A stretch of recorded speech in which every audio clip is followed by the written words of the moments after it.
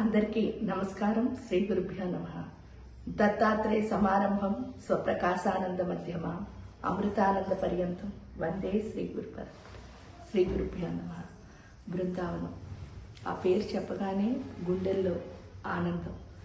ఎందుకు అనంటే మన భూమికి అనాహత చక్రం ఏదైతే ఉందో అదే బృందావనం. ఇంకా మన లోపల ఎంజాయ్మెంట్ అంటే ఆనందం మనం ఎందుకు గుర్తించము అని ప్రశ్నించుకున్నప్పుడు ఆనందం గుర్తించాలి అంటే మనలో ఒక లక్షణం పోవాలట. ఆ లక్షణం పేరేంటి అంటే ఆశించే లక్షణం. ఆ ఆశించే లక్షణాన్ని ఎవరైతే తీసేసి అనుభవాన్ని ఇచ్చి ఆ అనుభవంతో ఆనందాన్ని ఇస్తారో అదే కృష్ణ పరమాత్మ.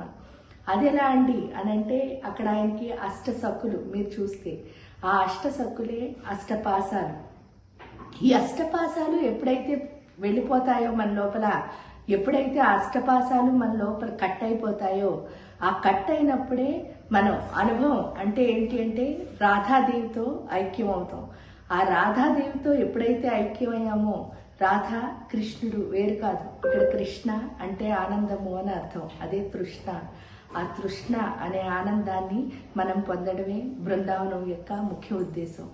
ఇంకా ఈ బృందావనంలో ఇంత ఆనందం అంటే అక్కడికి వెళ్తేనే ఆ ఎంజాయ్మెంట్ ఆ గుండెలకి అంటే మన గుండె అక్కడే ఉంది కనెక్ట్ అయ్యి, కాబట్టి ఆనందం అనేది వస్తుంది. ఆ వస్తున్న సమయంలో ఇప్పుడు మనం వెళుతున్నది ఏంటి అంటే 19 అంటే ఫిబ్రవరి 19వ తారీఖు నుంచి 22వ తారీఖు వరకు ఈ బృందావనంలో ఏంటి అంటే ఇక్కడ ఒక ఫెస్టివల్ హోలీ అని మనం జరుపుకుంటున్నాం. అంటే మనలో ఉన్న హోళిక అనే రాక్షసిని చంపేసి మనం మళ్ళీ ఎలాగంటే మంచిగా దైవత్వాన్ని సంపాదించుకునే స్థితి. అందుకే ఏం చేస్తున్నాము అంటే చక్కగా రంగులు చల్లుకుని ఆడుకుంటున్నాం చిన్నపిల్లల్లాగా. అంటే మనలో ఉన్న పసితనాన్ని, మనలో ఉన్న ఏమిటి అంటే తెలివైన తనం అనుకుని తెలివి తక్కువగా జీవితాన్ని పాడు చేసుకుంటున్న మనకి మళ్ళీ ఆ పసితనాన్ని తీసుకొచ్చి తెలివిగా మనం నిజం వైపు వెళ్లే స్థితి ఏదైతే ఉందో అది ఇచ్చే పండగే హోళీ. కాబట్టి ఈ హోళీ ఏంటి అంటే బృందావనంలో ఒక స్పెషల్ ఉంది. మాఘ పౌర్ణమి మొదలుకుని పాల్గొన పౌర్ణమి వరకు ఉన్న నెల రోజులు హోలీ పండగ కింద చేసుకుంటారు వాళ్ళు. అందుకని చెప్పేసి మనం ఈ 4 రోజులు అక్కడ హోలీ పండుగని ఎంజాయ్ చేయడానికి వెళ్తున్నాం. నిజం చెప్తే ఆ హోలీ పండుగని ఎంజాయ్ చేయాలి అంటే మనలో ఉన్న ఇందాకనే చెప్పుకున్న ఎమోషన్స్ అన్నవి తీసేయాలి.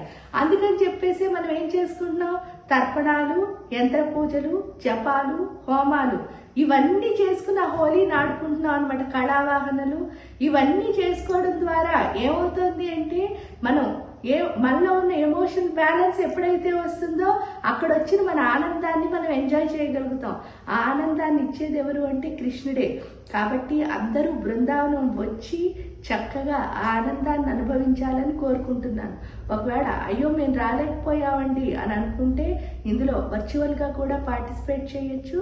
వర్చువల్గా పార్టిసిపేట్ చేసి చక్కగా ఆ ఆనందాన్ని అందరూ అనుభవించాలి అని అనుకుంటూ ఆ కృష్ణుణ్ణి మీ అందరికీ ఆనంద ఐశ్వర్యాలు ఇవ్వమని కోరుతూ బృందావనానికి అందరినీ ఆహ్వానిస్తూ ఇంతటితో సెలవు తీసుకుంటున్నాను. అందరికీ నమస్కారం. రాధే రాధే.